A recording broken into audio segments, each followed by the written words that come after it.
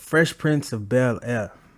It's not really much I have to say about this show. We all know in which tier this show resides, but I do believe the better question would be, who played the better Aunt Viv? Believe it or not, some people only recognize one. I guess that depends on your age and how much you watch the show. But before we begin to critique and choose a victor, we must first show appreciation, gratification, and give our roses while they still can smell the blossom. Let's take a quick peek into their journey, their life path to fulfilling their legacy. Let's talk about it.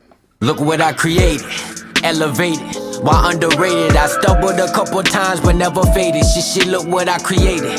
80s baby, hopped out my mama, then I hopped in this Mercedes. Can you blame me? Shit, look what I created. Janet Louise Hubert, well, best known to me as Aunt Viv, Vivian Banks. She played this role for a solid 3 seasons from 1990 to 1993. Janet was born January 13th, 1956, which makes her a beautiful 66 at the time of this video.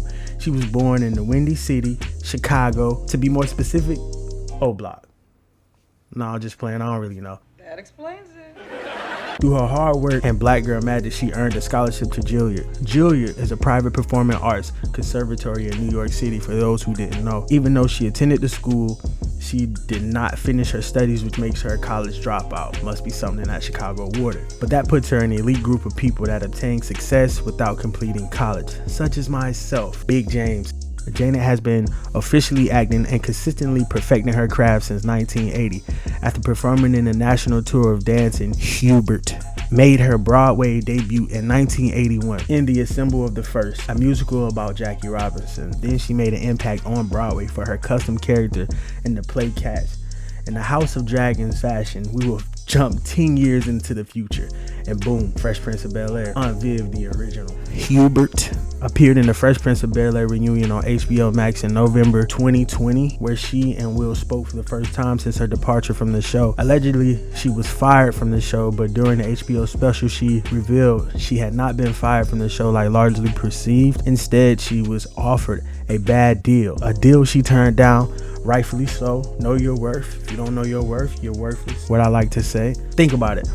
The deal had to be bad, or the deal had to be completely ass to turn down that type of role and exposure. The money had to be completely way off, promise you. But don't get it twisted. She was out here working even through all that adversity. She still found a way to provide for herself and her family through her passion and her purpose, even though turning down a role of a lifetime. Big hand clap to my dog. I meant Queen. Her performance as Midgen, hopefully I said that right, on the digital series King Esther garnered her first Daytime Emmy Award nomination in 2020. She was the voice of Denise Clinton in the multi-console game Grand Theft Auto 5. If you know, you know. Side note, Big Homie Tough, gamer tag, hit me up. NAACP had her nominated for Outstanding Actress in a Comedy Series. I mean, come on, bro. God made black beautiful. Salute. We appreciate you and we recognize your hustle. On to the next. Daphne Maxwell Reid. Long ass name. Best known as Aunt Viv reincarnated, or the second to me, or whatever. But don't get it twisted. She was out here working as well. She was an American actress, a comedian, a designer, and a former model. She was born eons ago, 1948, July 13th. July 13th produced a well-rounded lady who was willing to work for everything she achieved. Reid was born in the city that never sleeps, the Big Apple. If you know, you know. She graduated from the Bronx High School of Science. Northwestern University was her college of choice, her alma mater, where she received a degree in interior design and architecture, which she attended on a scholarship and where she became the first African-American woman to be named Homecoming Queen. While at Northwestern, she began a modeling career. In 1969, she was the first black woman to be on the cover of Glamour magazine, eons ago. Reid made her television debut in 1979 on a short-lived series, The Duke. Throughout the 80s, she would appear on multiple television hit series, including The A-Team, Murder, She Wrote, Simon & Simon, and T.J. Hooker. But she made her biggest move when she joined the cast of the hit series Fresh Prince of Bel-Air. You already know. In the role of Vivian Banks, aka Aunt Viv. And she remained there until the show's end until 1996. But don't get it twisted, she was not finished there.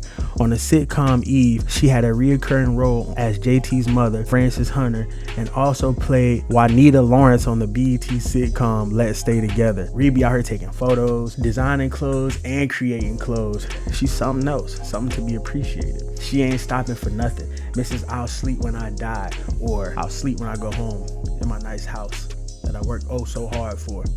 Trust. Salute. We appreciate you and we recognize your hustle. Thank you. Now that we finished up the glorification, let's get down to business. Who had the better Aunt Viv? Does it come down to performance? Does it come down to preference? Does it come down to the better episodes? Does it come down to impact? Or does it not even matter? Because the show was just that great that the switch really didn't really mean as much as I think it does. But nevertheless, we must dive in to how I feel. And my word is not final, but my word is bond. Shout out to my New York niggas. In all honesty, man, the show tried every last one of us when they tried to make us believe that Lil Nicky was the child of the second Aunt Viv and Uncle Phil. Nah, hell nah. That ain't her baby. That's her baby. OG Vivs. OG Viv was a strong black woman, and she may have been too much of a dope black woman for the networks at the time. It was a different time. Uncle Phil was the breadwinner and the strength, but she was the backbone and the heartbeat. We knew who was really running the house. I don't know if we can say the same for the second. She was still a lovable character. She wasn't as noticeable as the first Aunt Viv. She didn't really stand out to me. She just was there, not really impactful. It was almost like I'm here to play a role and settle into my role, and that's it. But OG Viv was just different, because when she pulled this out,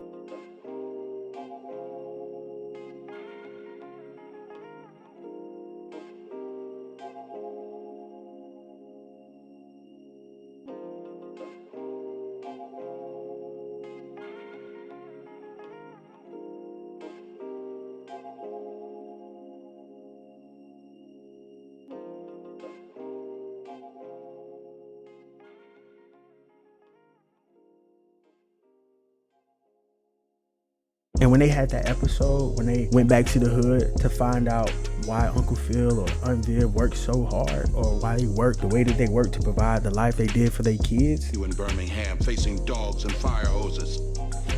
This is me, Olafame. The same Olafame that was with you the night Harlem went up in flames. But now I have a family and I choose not to fight in the streets. I have an office to fight from. And I have fought and won cases for fair housing, affirmative action, health care, and I am not ashamed to write a big fat check for something I believe in. And that doesn't make me any less committed than you. So don't you dare look down your damn nose at me, Adibola. They needed Aunt Viv to be a sister, like a dark skin. They couldn't have pulled that off with they couldn't pull that off with light skinned Viv. I'm sorry. It just hit different. We believed that. I don't know if we would have believed that from light skinned Viv. My 2 cents. I'm not saying that the second Viv did a bad job. She did a phenomenal job at being exactly what she was supposed to be, but the character development was just poor. And we gotta take points off for her being a mom when Carlton went and grabbed the gun. She was the mother then. I really believe a dark-skinned Aunt Viv would have been on a whole different time. Let's just say a whole different time. But who's to say? That's I don't know. But all in all, they both were great choices. Maybe we didn't notice a change because they both were good mothers. And I think that's a better point, that they both were good mothers, because they both had good episodes, or they were part of the better episodes. Like, I don't think nobody can say the first 3 seasons were better than the last 3 seasons. Or maybe they can. I would tell y'all my choice, but I kind of think y'all already know who I'm leaning towards. I would love for y'all to tell me who y'all leaning towards. Throw them in the comments. Or again, if you really feel like it didn't matter because everything else about the show was on point, you didn't mind the change, but I definitely did. I don't know. I really just, y'all niggas know who I like the most. We ain't gonna sit here, I ain't gonna hold y'all. Y'all already know, man. So y'all reach out, put y'all who y'all like the most in the comments and let me know. Hopefully y'all enjoyed yourselves. Again, I'm James, Big James. Y'all, appreciate y'all for tuning in. Like, share, subscribe. You already know how to get down. We gonna keep cranking these videos.